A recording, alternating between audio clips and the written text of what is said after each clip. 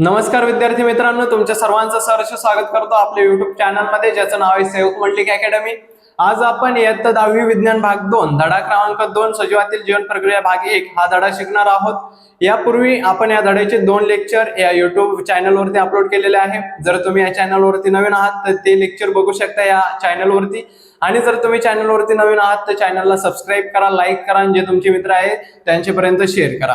तत्पूर्वी आपण जे धडा क्रमांक 2 मधले पहिले 2 लेक्चर बघितले होते, त्याच्यामध्ये ऊर्जा कशी तयार होते, ऊर्जेची निर्मिती कशी होते, हे आपण पहिल्या 2 लेक्चर मध्ये बघितलं होतं। आजच्या लेक्चर मध्ये आपण बघणार आहोत पेशीचं विभाजन कसं होतंय। चला तर सुरू करूयात पेशी विभाजन ह्या आपल्या टॉपिकला। ओके, पेशी विभाजन ही जी जीवन प्रक्रिया आहे ती एकदम आवश्यक आहे। म्हणजे जर पेशीचं विभाजन झालं नाही तर सजीव तयार होऊ शकत नाही। एका पेशीपासून 2 पेशी तयार होतात, एका पेशीपासून 4 पण होतात। आता या प्रक्रिया समजून घ्यायच्यात आपल्याला। ओके, चला तर आपल्याला इथं भरपूर काही दिलेलं आहे। पेशी विभाजन एक आवश्यक जीवन प्रक्रिया। ओके, पेशीचं विभाजन झाल्याशिवाय सजीव तयार होऊ शकत नाही, हे एक बरोबर गोष्ट आहे। त्यालाच इंग्लिश मध्ये सेल डिव्हिजन म्हटलेलं आहे। ही एक एसेन्शियल लाईफ प्रोसेस आहे। ओके, चला तर सुरू करूयात आपल्या आजच्या लेक्चरला। पेशी विभाजन हा पेशीच्या आणि सजीवांच्या अनेक गुणधर्मांपैकी एक अतिशय महत्वाचा गुणधर्म आहे। ओके, पेशी विभाजन हा एक अतिशय महत्वाचा गुणधर्म म्हटलेला येतं। थोडं आपल्याला सांगितलं या गुणधर्मामुळे एका सजीवापासून नवीन सजीव निर्माण होऊ शकतो। मी पहिल्यांदाच सांगितलं पेशीचं विभाजन जर झालं नाही तर सजीव तयार होऊ शकत नाही। सजीव तयार होऊ शकत नाही म्हणजे आपण जे मानव प्राणी ते तयार होऊ शकत नाही। ओके, सजीव निर्माण होऊ शकतो पेशी विभाजनामुळे। त्याच्यानंतर सांगितलंय बहुपेशीय सजीवाच्या शरीराची वाढ होऊ शकते, शरीराची झालेली झीज भरून काढता येऊ शकते। मग जे बहुपेशीय शरीर आहेत, आता 2 प्रकार आहेत विद्यार्थी मित्रांनो, नेट लक्ष द्या। ओके, 2 प्रकारचे पेशी असतात। एक असतात एक पेशीय सजीव, आणि दुसरे असतात बहुपेशीय सजीव।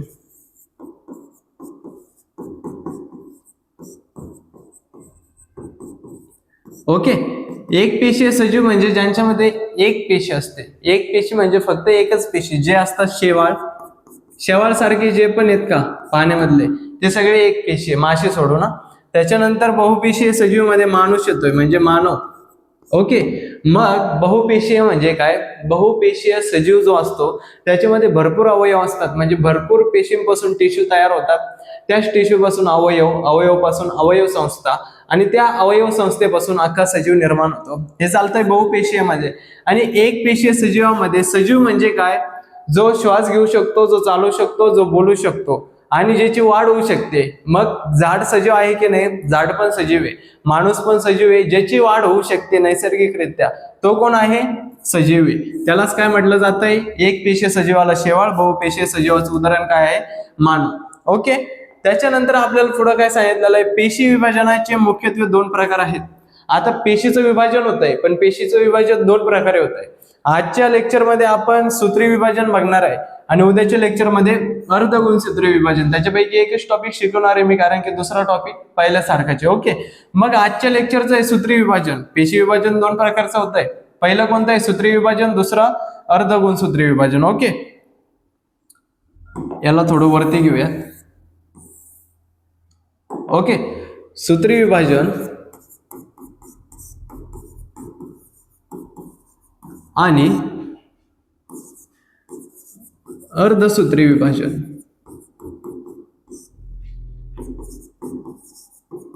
ओके, मग हे जे होत आहे का, हे दोन्ही पण काय हे दोन्ही पण काय पेशीचं विभाजन करतात, पण 2 प्रकार आहेत। हे दोन्ही पण काय करतात? पेशीचं विभाजन करतात। आता पेशीचं विभाजन करतात म्हणजे कसं करतात हे तुम्हाला माहित पाहिजे बरं का। ओके, मग पेशीचं विभाजन होत आहे 2 प्रकारे। पहिलं आहे सूत्री विभाजन, दुसरं काय आहे? अर्धसूत्री विभाजन। सूत्री विभाजन कसं होतंय माहितीये का? मध्ये एक रेषा आपण सुरू करूयात। सूत्री विभाजनामध्ये 2 मिनिट ह्या व्यानात तुम्हाला दिसणार नाही, जरा दुसरा कलर यूज करूयात। ओके, मग सूत्री विभाजनामध्ये काय होतंय? एका पेशीपासून 2 पेशी तयार होतात। किती पेशीपासून? एका पेशीपासून 2 पेशी तयार होतात। आणि 2 पेशीमध्ये गुणसूत्र किती असतात माहितीये का? सूत्री विभाजनामध्ये गुणसूत्र असतात 46 एका पेशीकडे, आणि ज्या वेळेस ज्या जन्य पेशी तयार होतात का त्यांच्याकडे पण किती गुणसूत्र असणार? 46। त्याच्यानंतर हे जे 46 गुणसूत्र आहेत ते जोड्यामध्ये असतात, म्हणजे 23 जोड्या। ओके, यांना 2n म्हटलं जातंय, याला पण 2n म्हटलं जातंय आणि याला पण 2n म्हटलं जातंय. सूत्री विभाजनामध्ये एका पेशीपासून 2 पेशी तयार होतात. अर्धसूत्री विभाजनामध्ये काय होतं माहितीये का, एका पेशीपासून 2 पेशी तर तयार होतात, पण त्या दुसऱ्या 2 पेशीपासून अजून 2 पेशी तयार होतात. ओके, मग याच्यामध्ये चालतंय काय, हे वेगळं का बरं दिलेलं आहे, याचा पार्ट वेगळा का बरं दिला आहे. ओके, मग याच्यामध्ये गुणसूत्र असतात 46, म्हणजे आपली कंडिशन कशी आहे 2n, याला डिप्लॉइड म्हटलं जातं. मराठीत त्याचे नावं दिलेलं नाहीत, म्हणजे याचा हे वाचण्याची गरज नाही त्या नावाचं. ओके, त्याच्यानंतर हे जे 46 आहे, मी आत्ताच सांगितलं किती जोड्या आहेत, 23 जोडीमध्ये आहेत. मग 23 जोडीमध्ये म्हटल्यानंतर याच्यापैकी 46 मधले 23 गुणसूत्र याच्याकडे जाणार आणि 23 गुणसूत्र याच्याकडे. सूत्री विभाजनामध्ये तसं नव्हतं, 46चे 46 जात होते, म्हणजे 2n 2n जात होते. पण अर्धसूत्री विभाजन मध्ये अर्ध होतंय, म्हणजे 46 इथं आहेत, पण इथं 23 जातं, तिथं 23. यालाच फक्त n म्हटलेलं आहे. n म्हणजे नंबर ऑफ क्रोमोझोम्स, म्हणजेच मराठीत गुणसूत्रांचे नंबर. आता इथं 23 आहे. आता हे अर्धसूत्री विभाजनामध्ये परत एकदा सूत्री विभाजन चालतंय. हे जे 23 आहे ना, 23 याला पण जातात, 23 याला पण जातात. ओके, 23 पुढं याच्याकडे पण 23 राहणार आणि पुढे याच्याकडे पण 23 राहणार. ओके, मग हे 2 प्रकार आहे सूत्री विभाजनाचे, पेशी विभाजनाचे. पहिलं आहे सूत्री विभाजन, एका पेशीपासून 2 पेशी तयार करणं. अर्धसूत्री विभाजन, एका पेशीपासून 4 पेशी तयार करणं. सूत्री विभाजनामध्ये 46 गुणसूत्र दोघांपटकट ज्या 2 पेशी तयार होणार आहेत त्यांच्याकडे पण 46 गुणसूत्र जाणार, आणि अर्धसूत्री विभाजनामध्ये 46 गुणसूत्र तर असतात, पण ज्या पेशी तयार होतात का त्यांच्याकडे 23 म्हणजे जी एक जोडी आहे ती इकडे जाणार, एक जोडी इकडे, असे करत करत 23 इकडे जाणार. ओके, त्याच्यानंतर पुढे जे चालतंय ते सूत्री विभाजन, त्याच्यामध्ये काय आहे 23 गुणसूत्र पास होतात, म्हणजे सूत्री विभाजनामध्ये चालू आहे. ओके, याचा स्क्रीनशॉट घेऊ शकता, कारण की हे भरपूर महत्वाचं आहे. पेपरमध्ये गुणसूत्रावरती प्रश्न असतो, म्हणजे असतो. टोटल 1 मार्कचा क्वेश्चन आहे, MCQ ला विचारला जातोय पर्यायामध्ये. टोटल माणसाच्या बॉडीमध्ये, म्हणजे एकूण माणसाच्या शरीराची जी पेशी आहे, म्हणजे शरीर तयार झालेलं आहे, त्या पेशीमध्ये किती गुणसूत्र असतात. आता हे जे गुणसूत्र आहे ना 46 असतात, आणि हे गुणसूत्र पेशीमध्ये असतात. बरं, प्रश्न असा विचारला, पेशीमध्ये कशामध्ये असतात, पेशीमध्ये केंद्रकामध्ये असतात. ओके, कशामध्ये असतात, केंद्रकामध्ये गुणसूत्र असतात. ओके, याचा स्क्रीनशॉट घेऊ शकताय, मी थोडं बाजूला होतो. ओके,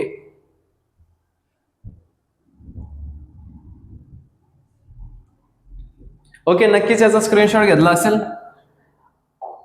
परत एकदा 2 पेशी विभाजन होतंय 2 प्रकारे, सूत्री विभाजन, अर्धगुणसूत्री विभाजन मी सांगितलं कसं होतंय.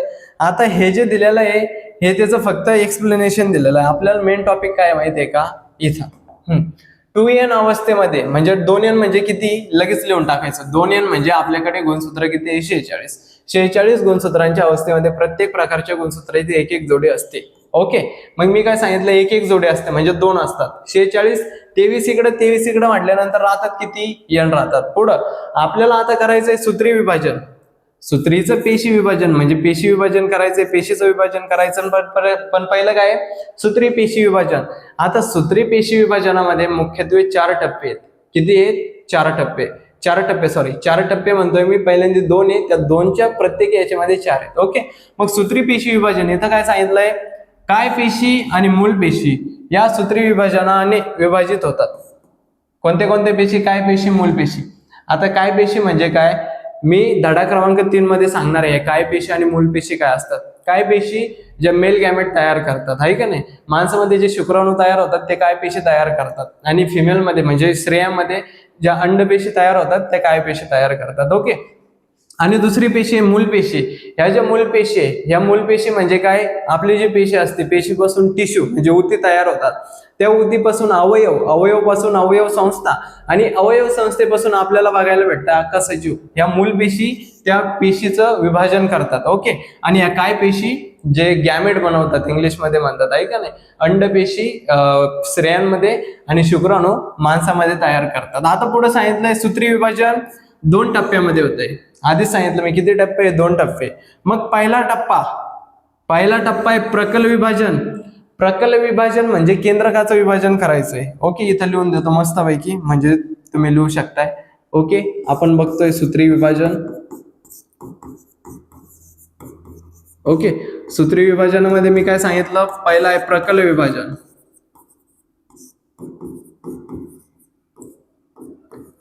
प्रकल विभाजन म्हणजे काय? केंद्रकाचं विभाजन होत आहे. कशाचं? केंद्रकाचं. मग केंद्रक कुठं असतोय भो? केंद्रक ही पेशी आहे, हा पेशीचं काय आहे? केंद्रक आहे. ओके, पुढे आपल्याला काय सांगितलंय? केंद्रकाचं तर विभाजन आहे. पुढे अजून सांगितलंय त्यालाच इंग्लिशमध्ये कार्योकायनेसिस. दुसरी मेथड परिकल विभाजन. दुसरं काय आहे? परिकल विभाजन. हे पहिलं. याच्यामध्ये काय दुसरं? सॉरी, याच्यामध्ये दुसरं परिकल विभाजन. हे जे परिकल विभाजन आहे यालाच म्हणतात हे जीवद्रव्याचं विभाजन करीत आहे. कशाचं? जीवद्रव्याचं विभाजन करत आहे. मग जीवद्रव्याचं विभाजन म्हणजे जीवद्रव्य असतो तरी कुठं? पेशीमध्ये. हे आपली पेशी, पेशीच्या मध्यभागी असतो तो केंद्रक, आणि केंद्रकाच्या बाजूला हे जे जमिनीमध्ये दिसतंय का त्याच्यामध्ये असतंय ते पाण्यावानी स्ट्रक्चर, त्याला आपण म्हणतो जीवद्रव्य. मग आता पहिल्यांदा केंद्रकाचं विभाजन होणार. मग जर आपल्याला एका पेशीपासून 2 पेशी तयार करायच्या तर आपल्याला पेशीमध्ये किती केंद्रक पाहिजे? पहिल्यांदा 2. आणि 2 केंद्रक झाल्यानंतर प्रकल विभाजनामध्ये 2 केंद्रक होतात ते 4 स्टेपमध्ये. आणि पुढं हे जे 2 केंद्रक आहे, 2 केंद्रकाचं विभाजन झालं पाहिजे, म्हणजे त्याच्यामध्ये जो जीवद्रव्य आहे त्याचं विभाजन झालं पाहिजे. म्हणजे जीवद्रव्याचं विभाजन पेशीमधून होतंय. ओके, मग आता आपलं सूत्री विभाजन चालतंय 2 भागामध्ये. पहिले प्रकल विभाजन, केंद्रकाचं विभाजन म्हटलं जातंय, MCQ ला विचारले जाऊ शकतात प्रश्न. आणि परिकल विभाजन म्हणजे काय? जीवद्रव्याचं विभाजन होतंय. ओके, आणि पुढे सांगितलंय प्रकल विभाजन 4 पायऱ्यांमध्ये पूर्ण होत आहे. प्रकल विभाजन किती पायऱ्यामध्ये पूर्ण होत आहे? 4 पायऱ्या. किती पायऱ्या आहेत? 4. पहिले पूर्वावस्था, मध्यावस्था, पश्चावस्था आणि अंत्यावस्था. त्याच्यानंतर आपलं चालतंय परिकल विभाजन. चला तर पूर्वावस्था बघूयात पहिल्यांदा. ओके, आता इथे जी पूर्वावस्था दिलेली आहे, पूर्वावस्थेमध्ये काय सांगितलंय? प्रकल विभाजनाच्या पूर्वावस्थेमध्ये मूलतः अत्यंत नाजूक धाग्यासारखे असलेल्या प्रत्येक गुणसूत्राचे वलीभवन होते. मग आपल्याला पहिल्यांदा काय करावं लागेल? हे थोडं छोटं करतो कारण की तुम्हाला आकृतीद्वारे समजलं पाहिजे ते, आहे ना, नाही तर तुम्हाला समजायचंच नाही इतकं शिकून सुद्धा. ओके, चला पूर्वावस्थेमध्ये काय सांगितलंय? म्हणजे जे प्रकल विभाजन चालतंय त्याची पहिली पायरी पूर्वावस्था. पूर्वावस्थेमध्ये काय सांगितलंय? आपली ही काय एक पेशी. ओके, पेशीमध्ये जो दिलेला आहे तो काय? आपला केंद्रक आहे. आता इथं आपल्याला सांगितलंय हा जो केंद्रक आहे ना थोडा मोठा काढूयात म्हणजे आपल्या डोक्याचं ताण जाईल. ओके, आता इथं काय सांगितलंय? हा काय दिलेला आहे? केंद्रक. आणि त्या केंद्रकामध्ये सांगितलंय नाजूक धाग्यासारखे प्रत्येक गुणसूत्राचे वलीभवन होते. आता वलीभवन म्हणजे काय? गुणसूत्र कसा असतोय माहितीये का?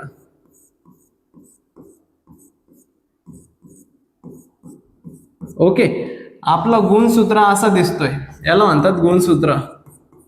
गुणसूत्राची आकृती पण विचारली जाऊ शकते. हा गुणसूत्र, आणि गुणसूत्र त्याच्या अर्धगुणसूत्र जोडी सहित असा दिसतोय तो. ही कोणती जोडी आहे? अर्धगुणसूत्र जोडी. ओके, मग पहिल्यांदा काय सांगितलं? प्रकल विभाजनाच्या पूर्वावस्थेमध्ये मूलतः अत्यंत नाजूक धाग्यासारखे असलेले प्रत्येक गुणसूत्राचे वलीभवन होते. पुढे सांगितलंय त्यामुळे ते आखूड जाड होऊन त्यांच्या अर्धगुणसूत्र जोडी सहित दृश्य व्हायला सुरुवात होतात. आता एकटा क्रोमोझोम असा आहे, बरोबर ना? आता जर दोघं जर आले अर्धगुणसूत्र जोडीचे, मग ते कसे दिसणार? असे.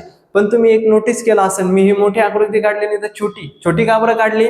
कारण की इथं आपल्याला काय सांगितलंय? नाजूक धाग्यासारखे. नाजूक धागा. धागा कसा असतोय? सुतळीची दोरी असते, सुतळीची दोरी नसते ना. नाजूक धागा असतोय म्हणजे काय? छोटा छोटा असतोय. पुढे काय सांगितलंय? अर्धगुणसूत्र जोडीचे दृश्य व्हायला सुरुवात होते. तारा केंद्र द्विगुणित होते. मग तारा केंद्र, समजा इथं आपले तारा केंद्र आहेत, इथं काय आहेत आपले तारा केंद्र आहेत, हे द्विगुणित होतात. म्हणजे तारा केंद्र पेशीमध्ये एकच असतंय. एकाचे किती झाले? 2. एक का डबल बाबू आहे, म्हणजे एकचे किती होतात? 2 होतात. आणि पुढे सांगितलंय ते एकाचे 2 होऊन तारा केंद्र पेशीच्या विरुद्ध ध्रुवांना जाते. कशाला जाते? विरुद्ध ध्रुवांना. म्हणजे इकडून इथं जाणार आणि इकडून इथं जाणार. पुढे आपल्याला काय सांगितलंय की आणि केंद्रिका म्हणजे केंद्रकावरण किंवा केंद्रिका नाहीसे व्हायला सुरुवात होते. मग केंद्रिका म्हणजे काय माहित पाहिजे. ओके, मग आता हा केंद्रक आहे ना, मग ही नाहीसी व्हायला सुरुवात होते. मग कसं नाहीसं होतंय बघूयात आपण, आहे ना. ओके, म्हणजे अदृश्य व्हायला सुरुवात होते. ओके, या फिगर मधून आपल्याला समजून घ्यायचंय, ते महत्वाचं नाही. आता मी सांगतो, ते न पाहता सांगतो. काय सांगितलंय, पूर्वावस्थेमध्ये आपले गुणसूत्र त्यांच्या अर्ध गुणसूत्र जोडीसहित दिसू राहिले, धाग्यासारखे दिसतात. पुढं केंद्रकावरण अत्यंत सावकाश म्हणजे नाहीसे होण्यासाठी सुरुवात होते. पुढे जे तारा केंद्र आहे ते विरुद्ध दिशेला जाण्यासाठी निघतात. ही आपली पहिली अवस्था. ओके, ही आपली किती अवस्था, पहिली अवस्था, ज्याला म्हणतो आपण पूर्वावस्था. कोणती अवस्था आहे, पूर्वावस्था. मग पूर्वावस्थेमध्ये एवढं लिहिलं तरी पण चालतंय, पण मी काय सांगितलेलं आहे, ज्यावेळेस आपले धडे सगळे कंप्लीट होते पुस्तकाचं झाल्यानंतर मी सेपरेट तुम्हाला वन शॉट मध्ये म्हणजे प्रत्येक धड्याचा एक एक लेक्चर घेऊन समजून सांगणार आहे काय काय चालतंय काय काय नाही. पण त्यावेळेस लेक्चर जे आपले ते मोठे होणार आहे, हे थोडे छोटे होतात. ओके, मग आता पूर्वावस्थेमध्ये काय काय, परत एकदा तारा केंद्र विरुद्ध दिशेला जायला तयार होतात, गुणसूत्र दिसण्यासाठी सुरू होतात, धाग्यासारखे त्यांचे अर्ध गुणसूत्र जोडीसहित. त्याच्यानंतर जे केंद्रकावरण आहे ते नाहीसे होण्यासाठी सुरुवात होते. हे झालं पूर्वावस्थेमध्ये. पुढची अवस्था मध्यावस्था. ओके, मग आता या मध्यावस्थेमध्ये काय होतंय, जे पूर्वावस्थेमध्ये सुरू झालंय ते मध्यावस्थेमध्ये पूर्ण होणार आहे. पूर्वावस्थेमध्ये जे सुरू झालंय ते मध्यावस्थेमध्ये पूर्ण होणार आहे. तत्पूर्वी याचा जर स्क्रीनशॉट काढायचा असला किंवा व्हिडिओ पॉज करून ही आकृती काढू शकताय. हे लिहायचं तर हे लिहा, किंवा नुसती आकृती काढली तरी तुम्हाला अर्धा मार्क किंवा 1 मार्क भेटतोय. आणि सगळ्याला माहिती आहे हाफ मार्क कशामध्ये कन्वर्ट होतो, 1 मार्क मध्ये. हा व्हिडिओ पॉज करा, ही आकृती काढा किंवा याचा स्क्रीनशॉट घ्या, मी थोडा बाजूला होतो. ओके,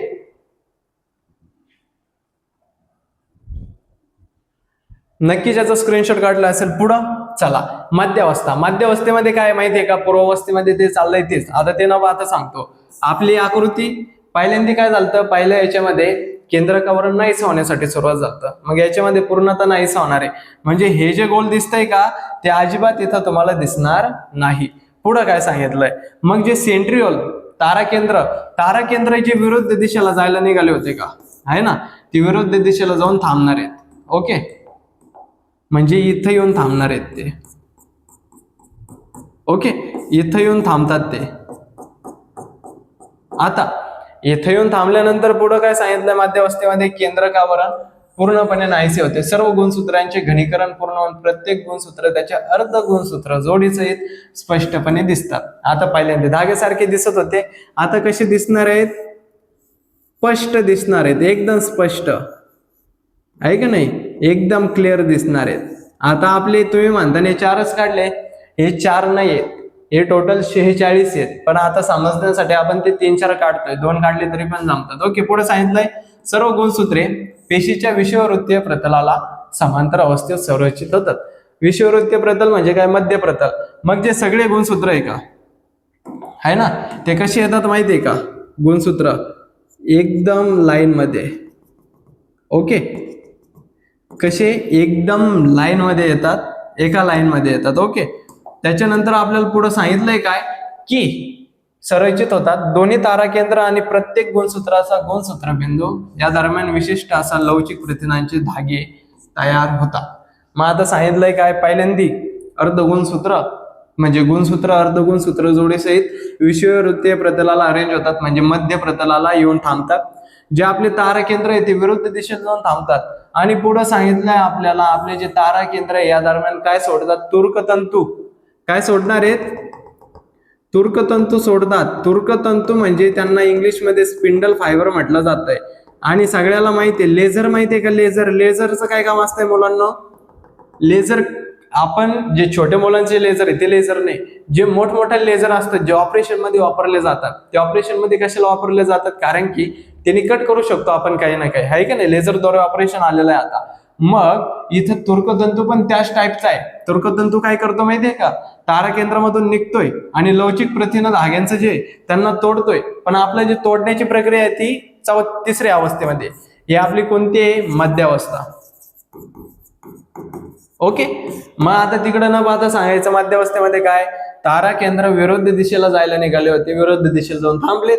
आपले गुणसूत्र अर्ध गुणसूत्र जोडीचे स्पष्ट दिसत आहेत.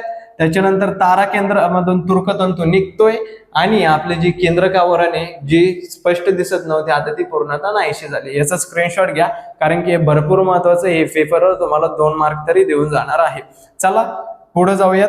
तिसरी प्रोसेस आपली पच्छावस्था आहे ना. समजत आहे का? कमेंटमध्ये सांगा तत्पूर्वी मला. जर तुम्हाला समजत आहे तर व्हिडिओला लाईक करा, शेअर करा, चॅनलला सबस्क्राईब करा. तुमच्या विद्यार्थी मित्रांना नक्कीच याचा फायदा होईल. ओके. तिसरी अवस्था आपली पच्छावस्था. ओके. आता ही जी पच्छावस्था आहे, जे दुसऱ्यामध्ये चाललं होतं ते तिसऱ्यामध्ये चालणार. पच्छावस्थेमध्ये काय आहे? आपलं तोच डायलॉग तोच चालू द्यायचा आहे आपला. पेशी काढायची. पेशीमध्ये काय होता? इथं तर्कतंतू होता. ओके. तर्कतंतू इथं पण होता, इथं पण होता, कारण की एकाचे दोन झालते, एक का डबल झालता आहे का नाही. त्याच्यानंतर दुसऱ्या स्टेपमध्ये काय होतं? याच्यातून तर्कतंतू निघला होता आहे ना, तर्कतंतू, आणि तो यांना फाडणार आहे. आता काय करणार आहे? तो त्यांना फाडणार आहे. त्यापूर्वी वाचून घेऊयात काय दिलेलं आहे, काही नाही. ओके. पच्छावस्थेमध्ये त्या धाग्यांच्या मदतीने गुणसूत्र बिंदूचे विभाजन होऊन प्रत्येक गुणसूत्राची अर्ध गुणसूत्र जोडी वेगळी होऊन विरुद्ध दिशेला ओढली जाते. मग इथं काय सांगितलंय? गुणसूत्र, अर्ध गुणसूत्र. मग आता हे फाडली जाणार म्हणजे तुटणार आणि विरुद्ध दिशेला जाणार. हे जे एक आहे वरती नाही जाणार, ही साईड वरती नाही जाणार, ही खाली येणार, आणि ही जी खालची ती कुठं जाणार? वरती जाणार, विरुद्ध दिशेला ओढली जाणार. पुढे काय सांगितलंय? वेगळे झालेल्या अर्ध गुणसूत्रांना जन्य गुणसूत्रे म्हणतात. मग आता हे जे वेगळे झालेले गुणसूत्र आहे का, यांना काय म्हटलेलं आहे? जन्य गुणसूत्रे. काय म्हटलंय? जन्य गुणसूत्रे. एक छोटासा शब्दवर्ग महत्वाचा आहे, कारण की पर्यायामध्ये काही पण विचारलं जात आहे. पुढं यावेळी ही ओढली जाणारी गुणसूत्रे केळीच्या गाडासारखी दिसतात. अशा तऱ्हेने गुणसूत्रांचे दोन संच पेशीच्या दोन टोकांना पोहोचले जातात. मग सांगतो केळाच्या गाड्यावाने, त्याला इंग्लिशमध्ये बंच ऑफ बनाना किंवा ब्रांच ऑफ बनाना म्हणतात. ओके. मग आता ही आकृती काढली, याच्यामध्ये काय सांगितलं आपल्याला की जे गुणसूत्र आहे का ते फाडले जाणार. ओके. फाडले जाणार म्हणजे काय? हे वरती वडले जाणार. ओके. आणि हे खाली वडले जाणार काही. ओके. ओके. जमतंय. तर्कतंतूचं काम आहे फाडण्याचं आणि खेचून घेण्याचं. आता हे असे दिसणारे सांगितलंय, आणि पुढे एक आकृती अजून सांगितली, ओढले जाऊन केळीच्या घडासारखे दिसणार. मग लगेच आपण दुसरी आकृती घ्यायची आहे का नाही. बरं, त्याच पेनाने घेऊयात, म्हणजे त्याच कलरच्या पेनाने, ब्लॅक कलर, कारण की तुम्हाला समजतंय त्यांनी म्हटल्यानंतर. कमेंटमध्ये सांगत चला आहे का नाही, समजतंय का नाही. आता ऑफलाईन लेक्चर आहे, लाईव्ह नाही, म्हणून कमेंटमध्ये सांगा काय समजतंय, कोणता टॉपिक तुम्हाला आवडतोय किंवा कोणता समजला नाही तो परत घ्यायला. ओके. मग आता हे केळीच्या घडासारखं, ओके सॉरी केळीच्या घडासारखं दिसतंय म्हणजे असं काहीतरी दिसणार आहे. ओके. ती आकृती पण काढून दाखवतो आहे ना. त्या ज्या आकृत्या दिल्यात का विद्यार्थी मित्रांनो पुस्तकामध्ये, ते एवढे समजून नाही येणार आहे, म्हणून ह्या आकृत्या काढल्या तरी पण चालत्या. पच्छावस्थेमध्ये काय होतंय? केळीच्या घडासारखे दिसतात का? थोडे दिसले आणि मला तर नाही दिसत एवढे, पण तुम्हाला दिसले तर बघून घ्या. ओके. मग आपली तिसरी अवस्था झाली पच्छावस्था. पच्छावस्थेमध्ये ते म्हणणं पाहता सांगायचं. आता पच्छावस्थेमध्ये जो तर्कतंतू आहे तो गुणसूत्राला त्याचे अर्ध गुणसूत्र जोडीचे फाडतोय, वरती ओढतोय विरुद्ध दिशेला. वाढल्यानंतर ते कशावाने दिसतंय? केळीच्या घडावाने. संपला विषय. तिसरी अवस्था एकदम सोपी. आणि आता चौथी अवस्था, तत्पूर्वी याचा स्क्रीनशॉट घ्या, महत्वाचं आहे सगळं म्हणून सांगतोय, स्क्रीनशॉट घ्या. ओके. त्याच्यानंतर आपलं काय आहे? अंत्यावस्था. ओके. अंत्यावस्था म्हणजे शेवटची अवस्था सूत्रविभाजनाची. सूत्रविभाजनामध्ये 4 अवस्था: पूर्वावस्था, मध्यावस्था, पच्छावस्था आणि अंत्यावस्था. अंत्यावस्थेमध्ये काय आहे? पेशीच्या दोन्ही टोकांना पोहोचलेली गुणसूत्रे आता उलगडतात. आता जे गुणसूत्र आपले पेशीच्या टोकाला जाऊन पोहोचले इथं, आता ते उलगडणार म्हणजे काय? खोलले जाणार आहेत ते, पुढे सांगितलंय. आणि त्यामुळे ती पुन्हा नाजूक धाग्यासारखी पातळ होऊन दिसेनाशी होतात. आता जे पहिल्या अवस्थेमध्ये चाललं होतं त्याच्या विरुद्ध इकडं तिथं गुणसूत्र धाग्यावाने दिसत होते, आणि जे आपली केंद्रकावरण होतं ते नाहीसे होण्यास सुरुवात झाली आहे का नाही, दिसत नव्हती. आता इथं परत एकदा गुणसूत्र धाग्यासारखे तर होणार आहे, पण आता आपलं केंद्रकावरण पूर्ण दिसणार आहे. ओके. केंद्रकावरण म्हणतात बरं का त्याला, नाही तर वरण भात व्हायचा आहे का नाही, घोळ व्हायचा आपला. थोडे मोठे काढतो आता आकृती. पातळ होऊन दिसेनासे होतात. दोन्ही टोकांना पोहोचलेल्या गुणसूत्रांच्या संचांभोवती केंद्रकावरण तयार होते. अशा तऱ्हेने आता एका पेशीमध्ये 2 जन्य केंद्रके तयार होतात. जन्य केंद्रकामध्ये केंद्रिका सुद्धा दिसू लागतात. तर्कतंतू पूर्णपणे नाहीसे होतात. याचाच अर्थ सोप्या भाषेत आपली जी पेशी आहे, पेशीमध्ये 2 केंद्रक तयार होतात. त्या केंद्रकामध्ये आपल्याला काय दिसतंय, परत एकदा धाग्यासारखे गुणसूत्र आहे का नाही. ओके, तुमच्या पुस्तकामध्ये दिलेल्या अशाच आकृत्या आहे का नाही. ओके, तुम्ही बघू शकताय, कारण की प्रत्येक आकृती काढणं ऑनलाईन सोपं नाही. ओके, मग आता 2 केंद्रक तयार झालेत. आता परत एकदा आपण आपल्या पहिल्या टॉपिक कडे जाऊयात, कारण की तुमच्या डोक्याची बत्ती लगेच पेटली पाहिजे. काय, पेशी विभाजन होतं. पेशी विभाजनामध्ये 2 प्रकार, सूत्री विभाजन, अर्धसूत्री विभाजन. अर्धसूत्री विभाजनामध्ये 2 प्रकार, अर्धसूत्री विभाजन, अर्धसूत्री नाही, सूत्री विभाजन. सूत्री विभाजनाचे टोटल 4 प्रकार.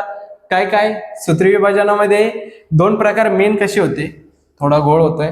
2 प्रकार, प्रकल विभाजन, परिकल विभाजन. प्रकल विभाजन म्हणजे काय, केंद्रकाचं विभाजन. मग मी तुम्हाला याच्यातच सांगितलं होतं, सूत्री विभाजनामध्ये आपलं पहिल्यांदा काय चालणार आहे, हे जे चालू आहे हे प्रकल विभाजन. कोणतं विभाजन चालू आहे, प्रकल विभाजन चालू आहे. प्रकल विभाजनामधले 4 प्रकार. प्रकल विभाजन म्हणजे काय, केंद्रकाचं विभाजन करायचंय. मग आता केंद्रकाचं विभाजन म्हणजे एका केंद्रकापासून 2 केंद्रक तयार करायचे. मग केले का, केले. बघा कसे केले आपण ते बघूयात. आकृत्या तर लयच भारी आल्या त्यावेळेस. ओके, झाले का 2 केंद्रक तयार. आता पुढची जी अवस्था आहे, अवस्था म्हणजे त्याला परिकल विभाजन म्हटलं जात आहे. प्रकल विभाजन झालं आणि आता काय सुरू होत आहे, परिकल विभाजन.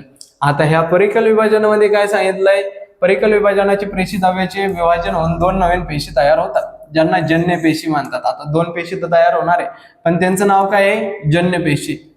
या प्रक्रियेत पेशीच्या विषुववृत्तीय प्रतलाला, विषुववृत्तीय प्रतल म्हणजे काय, पुढे सांगतो 1-2 मिनिट फक्त. विषुववृत्तीय प्रतलाला समांतर एक खाच तयार होऊन ते हळूहळू खोलवर जाते आणि 2 नव्या पेशी तयार होतात.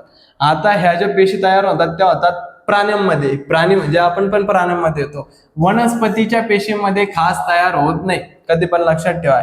वनस्पतींच्या पेशीमध्ये खास तयार न होता पेशीद्रव्याच्या बरोबर मध्यभागी एक पेशी पटल तयार होऊन परिकल विभाजन होते, त्याला सेल प्लेट म्हटलं जातंय. आणि सूत्री विभाजन शरीराच्या वाढीसाठी आवश्यक आहे. सूत्री विभाजन नाही झालं तर पेशी तयार नाही होणार, पेशी तयार नाही झाले तर माणसाची वाढच होणार नाही. शरीराची झालेली झीज भरून काढण्यासाठी आता आणि जखमा बऱ्या करण्यासाठी, सर्व प्रकारच्या रक्तपेशी तयार करण्यासाठी इत्यादी कारणांसाठी सूत्री विभाजन आवश्यक आहे. सूत्री विभाजन म्हणजे काय, एका पेशीपासून 2 पेशी तयार करायच्या. मग समजा आपल्याला इथं लागला हाताला लागल्यानंतर रक्त येते, परत एकदा ते मांस भरून येते. मांस भरून येते म्हणजे काय, ज्या पेशी मेलेल्या आहेत, डेड झालेल्या आहेत, डेड सेल्स, त्याच्या जागेवरती जिवंत पेशी तयार होतात. हे सूत्री विभाजनाचं कार्य चालतंय. आता मी काय सांगितलं होतं तुम्हाला, खाच कशी पडती, प्रतलातून खाच कशी पडते ते सांगतो. आपलं काय झालं, आपल्याला 2 गुणसूत्र तयार झालेले दिसतात. गुणसूत्र तयार झाले, त्यांनी काय सांगितलं, विषुववृत्तीय प्रतल आपण आणले होते ना, अरेंज केले एका लाईन मध्ये. एका लाईन मध्ये येतात, खाच पडते. खाच पडते म्हणजे कसं, आता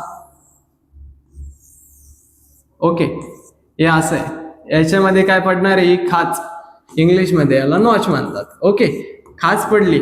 खाच पडल्यानंतर काय, इथून एक पेशी तयार होणार आणि इथून एक पेशी तयार. एकदम सोपं आहे. परिकल विभाजनामध्ये एकच स्टेप, ते पण 2-3 आकृत्यामध्ये जिकडे तिकडे होतोय कार्यक्रम. ओके ओके, समजलंय. परत एकदा काय काय झालं आपलं, पेशी विभाजन 2 प्रक्रियेत, सूत्री विभाजन, अर्धसूत्री विभाजन.